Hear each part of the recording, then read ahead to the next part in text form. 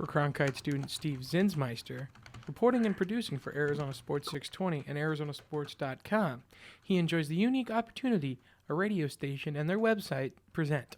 3 or 4 different aspects of journalism. I mean, at a TV station, you wouldn't necessarily be working with audio on its own, whereas radio, you obviously will. But at the same time, we have a full web department, so you get the aspect of writing quite a bit. And then there's still video that goes on because of the website. So we do a lot of each of those 3 things: audio, the writing, and then the video as well. So I like getting used to all 3. But this isn't the only opportunity that has presented itself, as Zinsmeister has an interesting hobby he's had since childhood. I learned in Colorado when I moved there when I was in the 1st grade. And it was just kind of a thing where I just moved there for my dad's job, being transferred, and the PE teacher came in and said, "Hey, let's do this today," and I just thought it was the coolest thing I'd ever seen.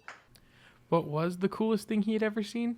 Speed cup stacking. The competition behind cup stacking has always been the same idea. It's to be the fastest person or the fastest team and go on a rally, a relay rather.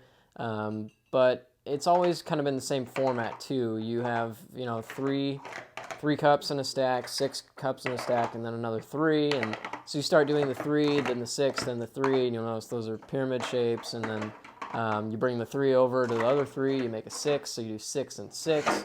And then you eventually go into the 1, 10, and 1. So you have all 12 cups being utilized at all times. And so you go through those 3 processes: the 3, 6, 3, the 6, 6, the 1, 10, 1. And then that completes your cycle.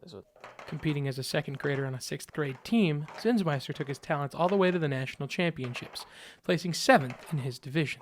Despite a long time since competing, he's glad that this is a sport that will ultimately never change. It's a very simple sport when you think about it. There's not a lot to it. There's not a lot of pieces. There's not a lot of preparation. You just practice. And it's the same thing every time, so there's no real surprises.